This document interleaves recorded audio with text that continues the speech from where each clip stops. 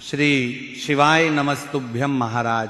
सबसे पहले तो आप सभी को चैत्र नवरात्रि की हार्दिक शुभकामनाएं। जैसा कि आप सभी जानते ही हैं कि साल 2026 में चैत्र नवरात्रि की शुरुआत 19 मार्च दिन गुरुवार से होगी, जो कि 27 मार्च दिन शुक्रवार तक रहेंगी। ऐसे में महाराज आज हम जानेंगे कि चैत्र नवरात्रि में माता रानी का पूजन सभी माताएं और बहनें अपने ही घर में बिल्कुल सरल विधि से कैसे कर सकती हैं, यानी कि चौकी कहाँ लगानी, दिशा में लगानी चाहिए और माता रानी की स्थापना किस प्रकार करनी चाहिए। इसलिए आज हम बहुत ही सरल भाषा में पूरी विधि समझेंगे, ताकि कोई भी माता या बहन इस चैत्र नवरात्रि अपने घर में माता रानी की स्थापना करके पूरे 9 दिनों तक श्रद्धा और भक्ति के साथ पूजा कर सके।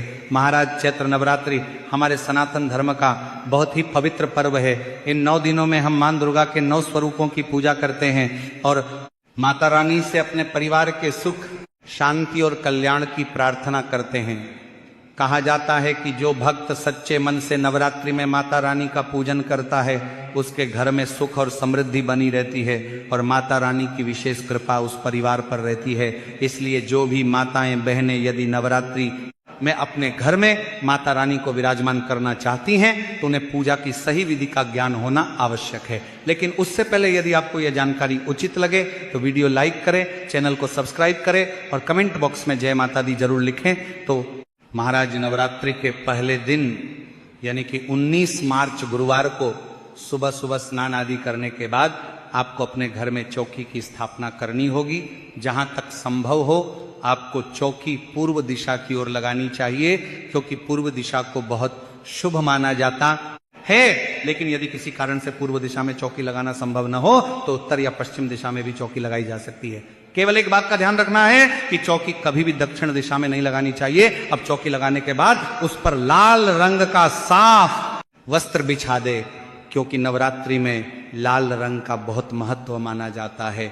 अब महाराज चौकी पर थोड़ा सा चावल रखकर उसका आसन बनाना है और उसी पर माता रानी की मूर्ति या फोटो को स्थापित कर देना है। जब माता रानी को चौकी पर विराजमान कर दिया जाता है तो समझ लीजिए कि आपने अपने घर में जगत जननी मां जगदम्बा को आमंत्रित कर लिया है। इसके बाद नवरात्रि में ज्वारे बोने का भी बहुत महत्व बताया गया है। इसलिए यदि संभव हो तो ज्वारे अवश्य बोने चाहिए। ज्वारे बोने के लिए आप एक साफ थाली या मिट्टी का कुंडा ले सकते हैं। उसमें थोड़ी सी मिट्टी डालकर जौ के दाने बो दिए जाते हैं और उसी मिट्टी में जौ उगते हैं, जिन्हें ज्वारे कहा जाता है। यह माता रानी की कृपा और समृद्धि का प्रतीक माने जाते हैं। अब महाराज ज्वारे बोने के बाद कलश स्थापना की जाती है। कलश स्थापना के लिए मिट्टी का, तांबे का या पीतल का कलश लिया जा सकता है। यदि कलश उपलब्ध न हो तो घर का साफ लोटा भी उपयोग किया जा सकता है। सबसे पहले कलश के कंठ पर मोली बांधी जाती है और उसके ऊपर रोली से स्वास्तिक का चिन्ह बनाया जाता है। इसके बाद कलश को शुद्ध जल से भर दिया जाता है और उसमें हल्दी, सुपारी, सिक्का, थोड़े चावल और फूल डाल दिए जाते हैं। फिर कलश के मुंह पर आम के पत्ते लगाए जाते हैं, जिन्हें पंच पल्लव कहा जाता है। इसके ऊपर एक छोटी कटोरी रखकर उसमें चावल भर दिए जाते हैं और उसके ऊपर मोली से बंधा हुआ नारियल रख दिया जाता है। यदि नारियल खड़ा रखा जाए तो उसका मुख ऊपर की ओर होना चाहिए और यदि लेटा कर रखा जाए तो उसका मुख पूजा करने वाले की ओर होना चाहिए। इसके बाद थोड़ा सा चावल रखकर भगवान गणेश जी को भी चौकी पर विराजमान किया जाता है, क्योंकि किसी भी शुभ कार्य की शुरुआत भगवान गणेश के पूजन यह कार्य से ही होती है। अब चौकी की स्थापना पूरी हो जाती है। इसके बाद चौकी के सामने देसी घी का दीपक जलाया जाता है। यदि संभव हो तो अखंड दीपक भी जलाया जा सकता है, जो पूरे 9 दिनों तक लगातार जलता रहता है। लेकिन यदि ऐसा संभव न हो तो रोज सुबह और शाम दीपक जलाना भी पर्याप्त होता है। अब महाराज दीपक जलाने के बाद माता रानी के सामने हाथ जोड़कर संकल्प लिया जाता है। संकल्प में माता रानी से प्रार्थना की जाती है कि हे माता रानी, आज से मैं पूरे 9 दिनों तक आपके व्रत और पूजन का संकल्प ले रहा हूँ या ले रही हूँ। आप मेरी पूजा को स्वीकार करें और यदि इन दिनों में मुझसे या मेरे परिवार से कोई गलती हो जाए तो हमें क्षमा करें। इसके बाद पूजा की शुरुआत की जाती है। सबसे पहले भाव रूप में जल के छींटे देकर माता रानी गणेश जी और कलश को स्नान कराया जाता है। इसके बाद गणेश जी को जनेऊ और मोली समर्पित की जाती है और माता रानी को लाल रंग की चुनरी ओढ़ाई जाती है। यदि चाहें तो कलश पर भी चुनरी बांधी जा सकती है। इसके बाद रोली से तिलक लगाया जाता है। गणेश जी, माता रानी, कलश, नारियल, ज्वारे और दीपक सभी को रोली से तिलक लगाया जाता है। फिर फूल समर्पित किए जाते हैं। यदि फूलों की माला हो तो माला चढ़ाई जा सकती है और यदि केवल फूल हो तो फूल भी चढ़ाए जा सकते हैं। इसके बाद माता रानी को श्रृंगार का सामान अर्पित किया जाता है। माता रानी को 16 श्रृंगार चढ़ाना बहुत शुभ माना जाता है। लेकिन यदि सभी चीजें उपलब्ध न हो तो श्रद्धा के अनुसार जितना संभव हो उतना श्रृंगार समर्पित किया जा सकता है। इसके बाद माता रानी को भोग समर्पित किया जाता है। स्थापना के दिन यदि संभव हो तो पान का भोग अवश्य चढ़ाना चाहिए।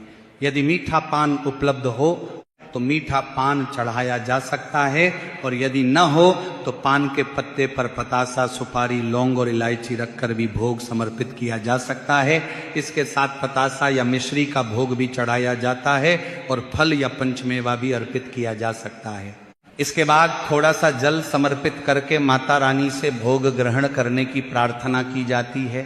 इसके बाद जो भी पाठ करना हो, जैसे दुर्गा चालीसा, दुर्गा सप्तशती या नवरात्रि की कथा, वह किया जा सकता है। अब महाराज बात करते हैं हवन कि नवरात्रि के दिनों में हवन का बहुत बड़ा महत्व बताया गया है। कहा जाता है कि जब हम अग्नि में आहुति देते हैं तो वह सीधे देवताओं तक पहुंचती है। इसलिए यदि संभव हो तो नवरात्रि में हवन अवश्य करना चाहिए। हवन करने के लिए सबसे पहले हमें अग्नि तैयार करनी होती है। इसके लिए आप गाय के गोबर से बने हुए उपले का उपयोग कर सकते हैं। ये उपले आपको बहुत आसानी से बाजार में मिल जाते हैं, जहां पूजा का सामान मिलता है वहीं पर यह भी मिल जाते हैं। एक उपला लेकर उसे जला दीजिए और जब वो अच्छे से जलने लगे तो उसमें थोड़ा सा कपूर डाल दीजिए ताकि अग्नि अच्छी तरह प्रज्वलित हो जाए। अब जब अग्नि तैयार हो जाती है तो हवन शुरू किया जाता है। सबसे पहले हम देसी घी की आहुति देते हैं। देसी घी की 2 आहुतियां अग्नि में समर्पित की जाती हैं। इसके बाद लौंग की आहुति दी जाती है। लेकिन यहां एक बात का ध्यान रखना चाहिए कि लौंग हमेशा जोड़े में समर्पित की जाती है। इसका अर्थ है कि 2 लौंग एक साथ अग्नि में डाली जाती हैं और ये लौंग पूरी होनी चाहिए, टूटी हुई नहीं होनी चाहिए। सबसे पहले 2 लौंग का एक जोड़ा अग्नि में समर्पित कीजिए और फिर 2 लौंग का दूसरा जोड़ा समर्पित कीजिए। इसके बाद जो भोग माता रानी को चढ़ाया गया है उसका थोड़ा सा भाग अग्नि में समर्पित किया जाता है। जैसे यदि पतासा चढ़ाया है तो पतासे का थोड़ा सा भाग अग्नि में डाल दिया जाता है। यदि मिश्री चढ़ाई है तो मिश्री भी समर्पित की जा सकती है। यदि पंचमेवा चढ़ाया है तो उसमें से थोड़ा सा भाग अग्नि में अर्पित किया जा सकता है। माना जाता है कि जब हम अग्नि में भोग समर्पित करते हैं तो वह सीधे देवताओं तक पहुंचता है। इसके बाद महाराज जो पान माता रानी को चढ़ाया गया था उसका एक बीड़ा बनाया जाता है।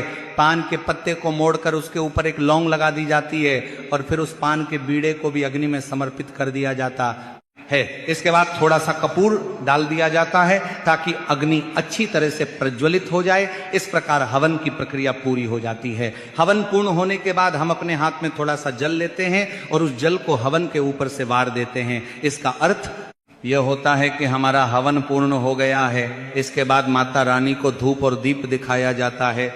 धूप से वातावरण पवित्र होता है और दीपक भगवान के सामने प्रकाश का प्रतीक होता है, इसलिए यह बहुत शुभ माना जाता है। इसके बाद दक्षिणा समर्पित की जाती है। आगे बात, नवरात्रि की पूजा में दक्षिणा देना भी बहुत शुभ माना जाता है। दक्षिणा आप नवरात्रि में किसी भी दिन समर्पित कर सकते हैं। आप चाहे तो पहले दिन समर्पित कर दीजिए या फिर अष्टमी या नवमी के दिन कन्या पूजन के समय भी दक्षिणा समर्पित कर सकते हैं। लेकिन एक बार दक्षिणा अवश्य देनी चाहिए। अब महाराज इसके बाद पूजा का सबसे महत्वपूर्ण भाग किया जाता है और वह है आरती। आरती के बिना पूजा पूर्ण नहीं मानी जाती, इसलिए बहुत ही श्रद्धा और प्रेम के साथ आरती करनी चाहिए। सबसे पहले भगवान गणेश जी की आरती की जाती है और उसके बाद माता रानी की आरती की जाती है। माता रानी की जो भी आरती आपको आती हो वही आरती आप भक्ति भाव से कर सकते हैं। आरती करने के बाद हाथ जोड़कर माता रानी से प्रार्थना की जाती है कि यदि पूजा में हमसे कोई गलती हो गई हो तो माता रानी हमें क्षमा करें और हमारे परिवार पर अपनी कृपा बनाए रखें। इसके बाद जो जल का लोटा पूजा में रखा गया था उसे सूर्य देव को अर्घ्य के रूप में अर्पित कर दिया जाता है। सूर्य देव को जल अर्पित करना भी बहुत शुभ माना जाता है। इसके बाद जो भोग और प्रसाद माता रानी को चढ़ाया गया था उसे घर के सभी सदस्यों में प्रसाद के रूप में बांट दिया जाता है। प्रसाद को घर के सभी लोगों के साथ बांटना चाहिए, इससे घर में प्रेम और शुभता बनी रहती है।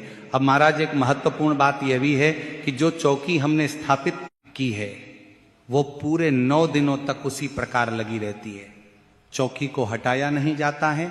जो श्रृंगार का सामान माता रानी को चढ़ाया गया है वो भी चौकी पर ही रखा रहता है और दक्षिणा भी चौकी पर ही रहती है।